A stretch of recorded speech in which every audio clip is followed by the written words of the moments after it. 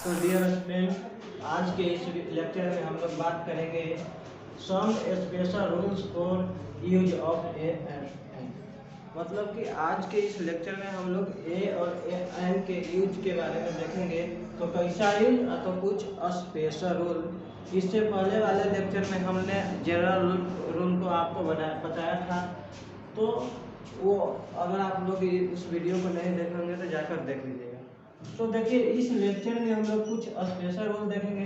तो फर्स्ट हमारा A N का स्पेशल रूल है। देखिए क्या लिखा हुआ है। ए एन का यूज वन के अर्थ में होता है। मतलब अगर हम लोग किसी भी सेंटेंस में या कहीं पर भी एक के अर्थ में यूज करना है, एक का अर्थ करना है, मतलब कि एक के बोध करना है, तो हम लोग क्या करेंगे, ए और एन का यूज करेंगे। ए और एन का यूज वन के अर्थ में होता है। जैसे देखिए, मुकेश हैज ए डॉग। इसका हिंदी हुआ क्या, तो कि मुकेश के पास एक कुत्ता है। ध्यान दीजिए, क्या क्या है, तो कि एक कुत्ता।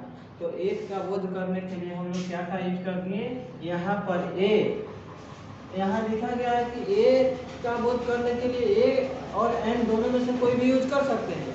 लेकिन हाँ, कहाँ ए और कहाँ एन का यूज होगा, आपको अगर यह समझ में नहीं है तो आप पहले वाले लेक्चर पर जाकर आप लोग देख सकते हैं।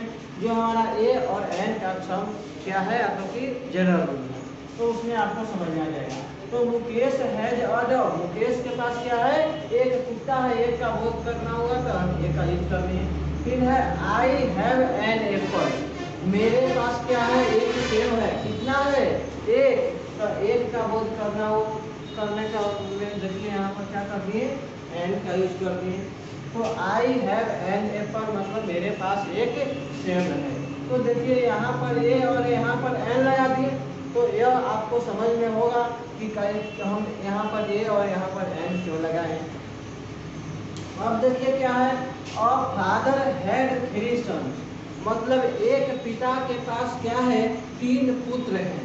मतलब किसी कोई एक पिता है, उनके क्या है, तीन पुत्र हैं। तो देखिए, एक पिता का बोध कर रहा है एक, तो यहाँ पर ए का प्रयोग हो गया है। एक पिता मतलब एक पिता का बोध करना है हमको, तो ए लगा दिए। जो मतलब जहाँ भी कहीं भी हमको एक का बोध करना हो, वन का बोध करना हो, तो हम लोग वन न लिख करके ए या एन लगा सकते हैं। तो पहला हमारा रूल क्लियर हुआ कि अगर कहीं पर किसी सेंटेंस में वन का बोध कराना हो, एक का बोध करना हो, तो हम क्या कर सकते हैं, ऑटोमेटिक ए और एन का यूज कर सकते हैं, जो इस तरह से।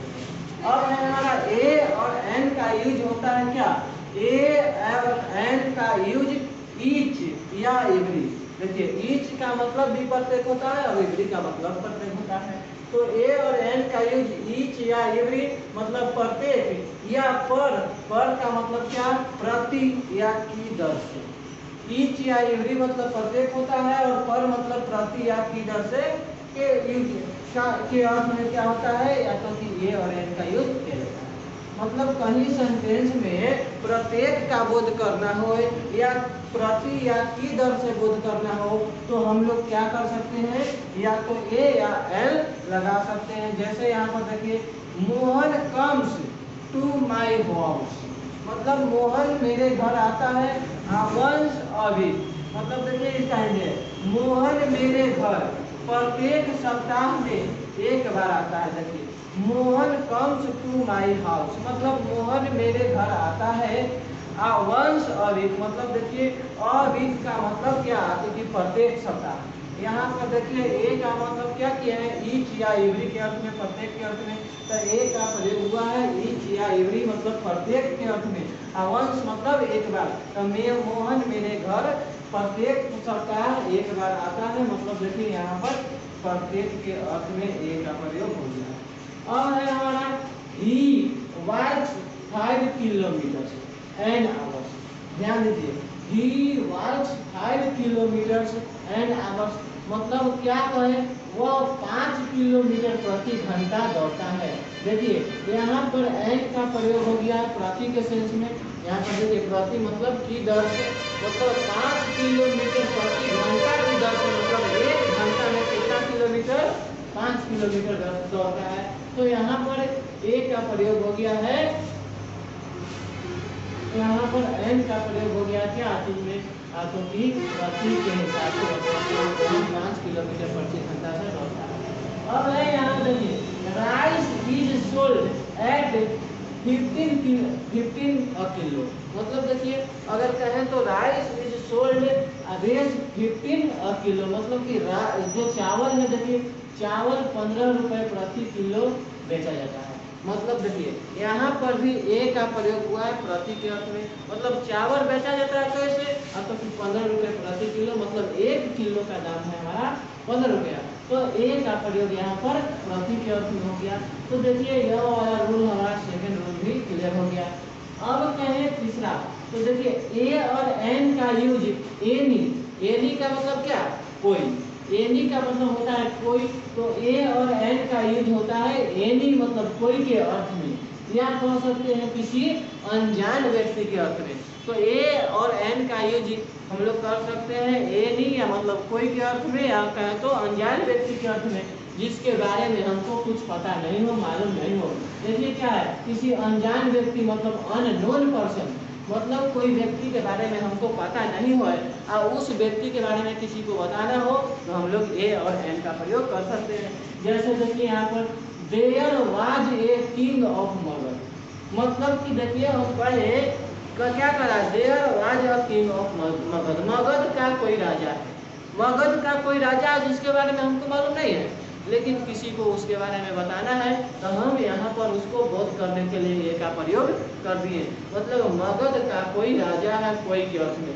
फिर देखिए है क्या, तो कि सुदामा इज कॉलिंग यू, देखिए यहाँ पर सुदामा क्या है, प्रॉपर नाउन, प्रॉपर नाउन है, प्रॉपर नाउन के पहले ए और एन का प्रयोग ज्यादा रूप से नहीं होता, लेकिन यहाँ पर हम ए लगाए हैं तो कैसे, किस सेंस में, तो कि अनजान पर्सन के सेंस में, अननोन पर्सन के सेंस में, अनजान व्यक्ति के सेंस में। जैसे देखिए सुदामा इज कॉलिंग यू, मतलब कोई सुदामा आपको बुला रहा है, मतलब इस सुदामा के बारे में हमको मालूम नहीं है, लेकिन किसी को बुलाना है, किसी को बताना है।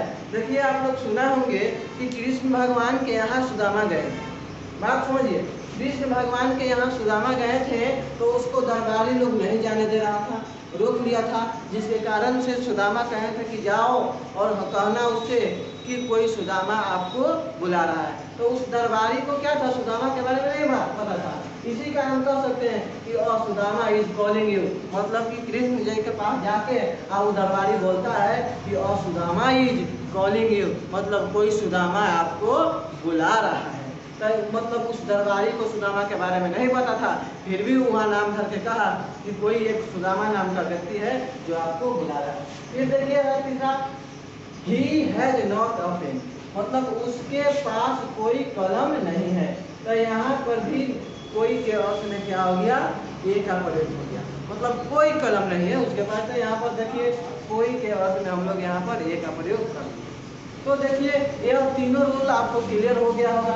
अगर कोई दिक्कत हो तो फिर से इस वीडियो को देख लेना है, और अगर आपको ए और एन के यूज में प्रॉब्लम हो कि ए कहाँ लगेगा एन कहाँ लगेगा, तो आप पहले वाले लेक्चर में जाकर हमारा जनरल रूल को देख सकते हैं। तो अगर आप लोग को यह वीडियो आपको पसंद आया होगा, सही लगा होगा, तो आप हमारे इस लेक्चर को शेयर कीजिएगा, और आप अगर हमारे चैनल को सब्सक्राइब नहीं किए होंगे तो